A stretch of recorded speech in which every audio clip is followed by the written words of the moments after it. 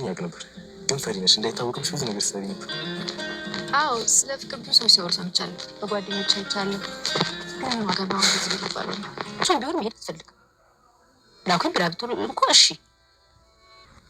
በቃ ነገሩ ቀላል። በጣም ከዚህ ቤት እናስወጣና ቤት እንከራይላት። ይኸውልሽ ማርቴ፣ እቺ ቤት ለረጅም ጊዜ ብቻዋን ነው። እኔ እኮ እዚህ ቤት የመጣሁት አንተን ፈልጌ ቤተሰብ ፈልጌ እንጂ ቤት ፈልጌ አይደለም። እኔ ሁሉንም ነገር አስተካክላለሁ። አንቺ እንዲገፋሽ አልፈልግም። ምን ልታደርግ? እዚህ ቤት አትወጪ። አንተን ፈልጌ ቤተሰብ ፈልጌ እንጂ ቤት ፈልጌ አይደለም። ቤት ዳሬ ወስኔ ግራ እያጋባኸኝ ነው። ቆይ ይህ ጉዳይ ለምንድን ነው ዳጣን ያክል ማስጨነቅ? ማርቴ ነግሬያለሁ እንጂ ከፍቶሃል ዳሬ።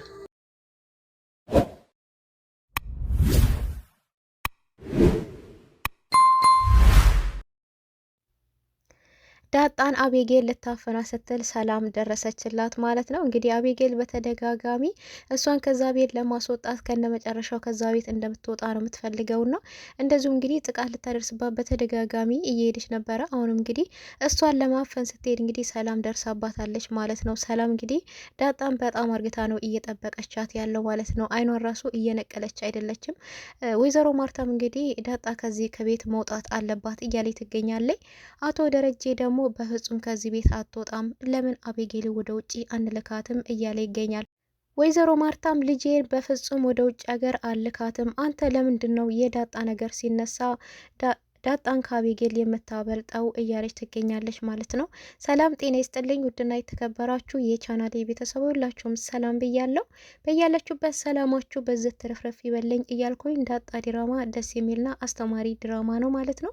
ዛሬ ምን አለ የሚለውን ይዤላችሁ መጥቻለሁ። ላይክ እያደረጋችሁ ሀሳብ አስተያየትን ኮመንት ሴክሽን ላይ ያስቀመጣችሁ እስከ ፍጻሜው አብራችን ቆዩ በማለት በአክብሮት ጠይቃለሁ ማለት ነው። እንግዲህ የናታንና የዳጣ ፍቅር እንደቀጠለ ነው ማለት ነው። ዳጣ እንግዲህ ሴት እያለች ነው እንግዲህ ያው ወደ ኩሽናም እየገባች ስራም እየሰራች ትገኛለች። እና ነገር ግን ቡና ልታፈላ ወደ ኩሽና በገባችበት ሰዓት ናታን ሄዶ ከኋላ ሄዶ አቅፏት ነበርና እሷም እንግዲህ አንተ ወንድ ልጅ ኩሽና አይገባም ነበር ያለችው። እሷም እንግዲህ ይሄ የእናቶቻችን ሲስተም ነው። ባሎቻቸው ሲሰርቧቸው ሲቆጣቸው ልጆቻቸው እንዳያዩ ወደ ኩሽና ይገቡና ወንድ ልጅ ኩሽና አይገባም ይሉትና ባሎቻቸውን ከበር ያስመልሷቸዋል። ይሄ እነሱ የሚጠቀሙ ሲስተም ነው። እኔ ብገባ ምን ችግር አለው ነበር ያላትና እሷም አረባክህን ሀታን ሰው እንዳይመጣ በማለት እንግዲህ ፊቷ ላይ ፍርሃት ይታይባት ነበርና ማንም አይንም። ሰላምም ሆስፒታል ገብታለች። እማዬም አባዬ ልትቀበል ሄዳለች። ሲመጡ ደግሞ ክላስክ ያደርጋሉ አትፍሬ እያለት ይገኛል ማለት ነውና እንግዲህ ከአይናቸው ሁለቱም አይን ላይ ፍቅር ይታያል ማለት ነው። አቶ ደረጀም እንግዲህ ከሄደበት መጥቶ ይገኛል። ሲመጣም እንግዲህ ገና እረፍት ሳያደርግ ነው ሁሉም እንግዲህ ወቀሳ ነው የጀመሩት ማለት ነው። ብዙ አዲስ ነገር አለ። አቤጌልም እንግዲህ ይሄ ተፈጠረ ለማለት ለማቃጠር እንግዲህ እየጠበቀች ነው ማለት ነው። ዳጣም እንደዚሁ ምንም የምትናገረው ባይኖርም እንግዲህ ወደ እሷ ብዙ ወንጀል እንደሰራች አስመስለው እያወሩ ነው የሚገኙት። እና ወይዘሮ ማርታ ግን አረባካችሁ አባታችሁ እኮ ገና ዛሬ መምጣቱ ነው፣ አረባካችሁ ቢያንስ እንደው ትንሽ እንኳን እረፍት ያደርግ እያለች ትገኛለች ማለት ነው። ነገር ግን እረፍት እንዲያደርግ ራሱ አልፈቀዱለትም። እንግዲህ እኔ ራሱ ነግረዋለሁ እባካችሁ ረፍት ያደርግ ብትል ውሃም እንግዲህ አላርፍ ብላለች ማለት ነው። እማዬ ከተናገርሽ የኔንም ንገሪው እንጂ ካልሆነ እኔ ነግረዋለሁ ነበር ያለችው። ታይ ውሃ ዝም ብትይ ይሻልሻል። በይ እንግዲህ ከነገርሽ ነገሪው፣ እኔ ግን የለውበትም። ደህና ነገር እንደሰራ ደግሞ ላባዬን ነገር ትያለሽ እንዴ ነበር ያለቻትና እሷም እንግዲህ አባዬ እማዬ መታችኝ ነበር ያለችው። ለምን አጥፍተሽ ነው የመታችሽ? እኳን መታችሽ ነበር ያለው። እንግዲህ እኔ ልንገርህ ለምን እንደተመታች ብትል አቤጌልም አይሆንም አቤጌል እንዳትናገሪ ነበር ያለችው። ምንድን ነው ሲል እንግዲህ አቤጌል ፍርጥ አርግተዋለች እና አደዛዥ መርፌ ይዛ እንደመጣች ይነገረዋል ማለት ነው። እንግዲህ ተነስቶ አንቆ ሊመታ ሲል ሻሻ አመልጣለች ማለት ነው። እንግዲህ አባዬን እፈራዋለሁ እኔ እያለች ትገኛለች ለጓደኛዋ ለምጥንም እንግዲህ አባዬን ለምን ትፈሪዋለሽ?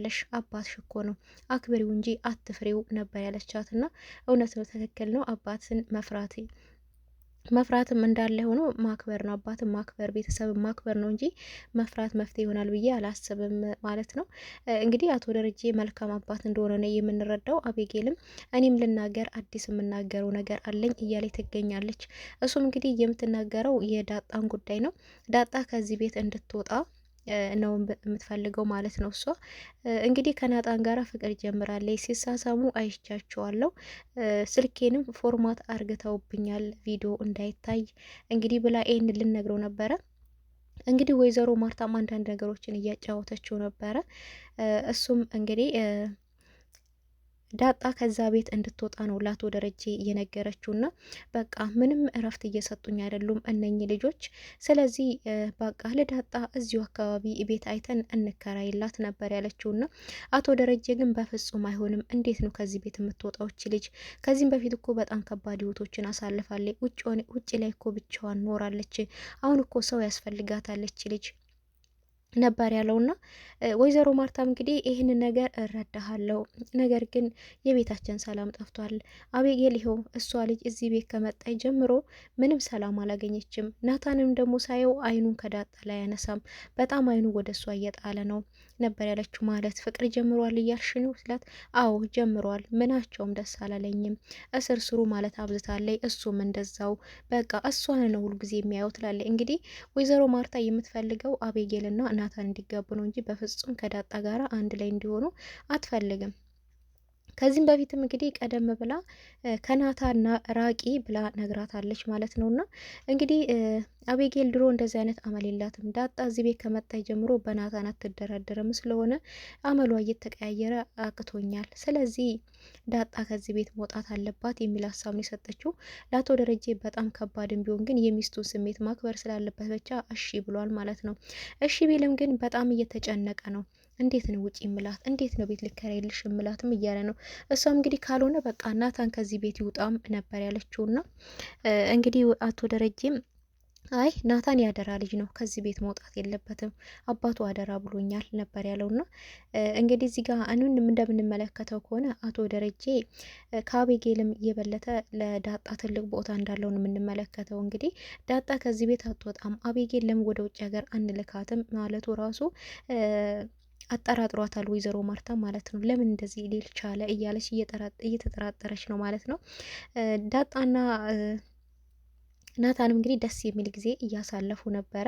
ናታንም እንግዲህ በፊትም እኮ እንደምትወጅኝ አውቅ ነበረ፣ ነገር ግን እንደምትወጅኝ አለማሳወቅ የማታደርጊው ነገር የለም ነበር ያለትና እሷም አዎ ሴት ልጅ እኮ እንደዚህ ናት ነበር ያለችውና እሱም እንግዲህ ይህን ሁሉ መከራ አልፈን እንጋባለን ነበር ያለት። አረባክ በፊት ለፊት እንደዚህ አትበለኝ፣ ሴት ልጅ እኮ ነኝ ፈራለው እያለችው ነበር ብትገኘውና እንግዲህ በጣም እየፈራች እንደሆነ ይሄ ወሬ እንግዲህ የቤተሰብ ጋር ሲደርስ እኔም ይህን ሁሉ መቋቋም አልችልም እያለች ነበረ። እሱ እንግዲህ ትቋቋም ያለሽ ትችዋለሽ፣ አንቺ ብዙ ነገር መቋቋም የለመድሽ ጠንካራ ሴት ነሽ፣ ስለዚህ ሁሉንም ነገር እናሸንፋለን፣ ይህን ሁሉ መከራ ደግሞ አግብተን እንትን ብለን አልፈን እኔና አንቺ ተጋብተን አንድ ሆነን እንኖራለን፣ ማንም ምንም አመጣም፣ በቅርቡ ደግሞ ነጻነታችንን እናውጃለንም እያላት ነበረና እሷ ግን በቃ እኔ በጣም ከባድ ነው የሚታይ ነገር ሁሉ በጣም ከባድ ነው ነበር ያለችውና የተሻለ ነገር ስታገኚ ወይ ደግሞ የሆነ አዲስ ነገር ቢወትሽ ሲመጣ የሆነ ሌላ ነገር ማስከትሉ ይመጣል። ያንን ነገር ግን እንግዲህ በትዕግስት ማሳለፍ መቻል አለብሽ ነው ያለውና መቼ ድረስ ነው ተደባብቀው የሚኖሩት የሚለው እንግዲህ የሁላችንም ጥያቄ ነው። እንደዚሁ እንግዲህ ለናታን አባቷ ደረጀ እንደሆነ ነግረዋለች። እሱም እንግዲህ ስለ ቤተሰቦችሽ እንድትነግሪኝ እፈልጋለሁም እያላት ነበረ። ከእናትሽም ካስተዋውቂኛለሽ፣ ለምንድን ነው አንቺ ከእናትሽ ማታስተዋውቂኝ? ወይ ስለ እናትሽ ንገሪኝ ወይ ከእናትሽ አስተዋውቂኝ እያላት ነበረ። እኔም ከቤተሰቦቼ አስተዋውቅሻለሁ፣ አንቺም ከቤተሰቦችሽ ታስተዋውቂኛለሽ ብሏት ነበረና እሷም እንግዲህ እንዴ ደግሞ ማን ነኝ ብለህ ነው ከቤተሰቦች የምትተዋወቀው ብለውም ነበረ።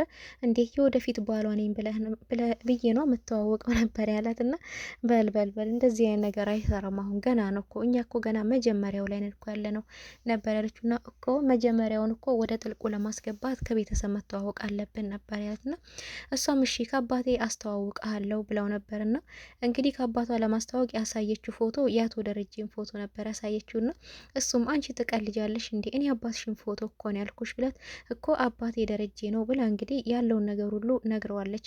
ስለ እናቷ ግን ምንም የምታውቀው ነገር እንደሌለ ነግረዋለች ማለት ነው። እሱም ሰላምዬ ምናልባት እናቷ ትሆን ወይ ከዚህም በፊት የወላድ መካን አያድርግህ ብላኝ ነበረ። ስለዚህ ደግሞ የምጠብቃት ልጅም እንዳላት ይሰማኛል። ለምንድን ነው ሰላም ዳጣን እንደዚህ የምትወዳት እኔና እሷ አንድ እንድንሆን ለምን ፈለገች? ለምን እንዳትጎዳት አለችኝ የሚለው እንግዲህ እሱ ደግሞ ጥያቄ ፈጥሮበታል ማለት ነው። ነገር ግን የአቶ ደረጀ ልጅ እንደሆነች ሚስጥሩን ነግረዋለች ማለት ነው። ዳጣ የአቶ ደረጀ ልጅ እንደሆነ ናታን በደንቡ አውቋል ማለት ነው።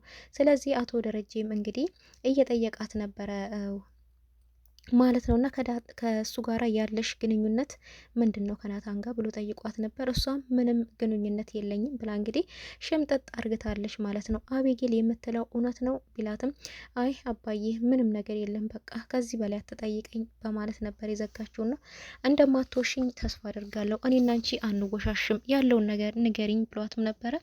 አይ አባዬ በቃ እዚሁ ጋር ይብቃን ነበር ያለችው። እንግዲህ ለመናገርም ፍቃደኛ አይደለችም። ነገር ግን ቤት እንደሚከራይላት ነግሯታል ማለት ነው። ለምን እንዴ ነው ደስተኛ ትሆኛለሽ ቤት ብንከራይልሽ ቢላትም እሷም እሺ ደስ እንዳለክ ነበር ያለችውና መጨረሻ ላይ እዚሁ ሰፈር ነው የምከራይልሽ፣ በቃ ቤት ውስጥ ምንም ሰላም እየተፈጠረ አይደለም፣ አንቺን በነጻነትሽ መኖር ትችያለሽ ነበር ያላት።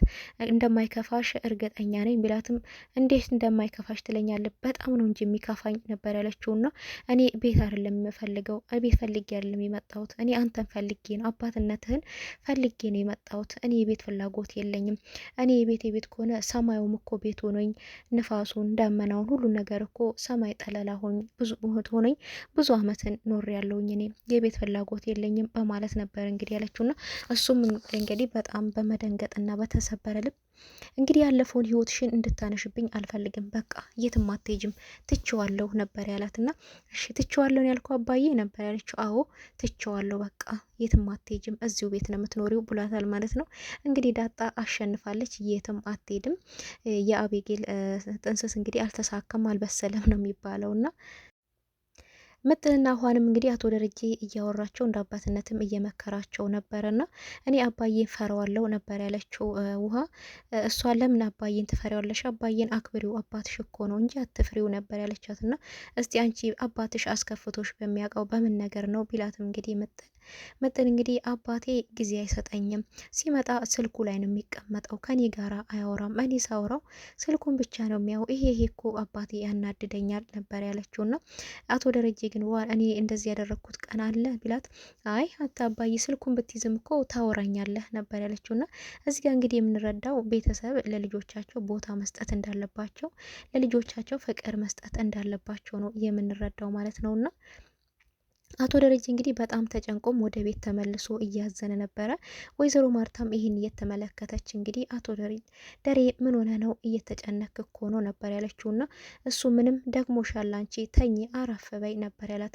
ቀኑ ሁሉ ተጨንቃል፣ ሌሊቱን ተጨንቃል፣ ምግብም አልበላህም ነበር ያለችውና እሱ ግድ የለሽም ምንም የለም ነበር ያላትና ስለዚህ የልጅቷ መውጣት ነው አይደል ያስከፋህ ብትለውም አይ አይደለም ደላላ አውርቻለሁ ቤት ፈልግላት ብያለው እየፈለገ ነው ደላላው ነበር። እንግዲህ ወይዘሮ ማርታም ይሄን የተመለከተ ደስ ስላላላት በቃ ባለቤቴ ከሚቀየም ከሚጨነቅ ከሚታመም እነሱ እንደሆኑት ሆነው ይኑሩ ልጆቹ በማለት በመወሰን ያስከፋህን አውቃለሁ፣ የዚህ ልጅ ማውጣት ነው ያስከፋክ፣ ስለዚህ ትቼዋለሁ፣ በቃ እኔን አለማስከፋት ነው ይህን ነገር እያደረክ ያለው ያስታውቅብሃል። ስለዚህ በቃ አትሄድም፣ ከኛው ጋር ይኑሩ፣ እንደሆኑ ሆነው አብሮ ይኑሩ፣ እንችላቸዋለን ማለት በማለት እንግዲህ ወስናለች ማለት ነው ወይዘሮ ማርታ። እሱም እሺ ብሎ ወስኗል ማለት ነው። እንግዲህ ዳጣ ወደ መኝታ ክፍሏ እንግዲህ ወደ ክላሷ ገብታ ተኝታለች ማለት ነው። እሷ በተኛችበት ግን ሰዎች ጭር ሲል ጠብቆ አቤጌል ዳጣ ክፍል ገብታለች ማለት ነው። ምን ልታረግ ነው የገባችው? ምን ልታደርጋት ነው? ከዛ ቤት መውጣት ስላልቻለች እንግዲህ ልታፍናት ሄዳለች ማለት ነው። ሰላም ግን ደርሳባታለች። ስትገባም ስላየቻት ያልተኙ ሰዎች መስላሉ ማለት ነውና ምን ይፈጠራል የሚለውን በቀጣይ እጄላችሁ እመመጣ ይሆናል። ቤቱን ላይክ እያደረጋችሁ ሀሳብ አስተያየታችሁን ኮመንት ላይ እያስቀመጣችሁ ለምታበረታቱኝ ውድ ቤተሰቦቼ ደግሞ ምስጋና ከልብ ነው። ባይ ባይ።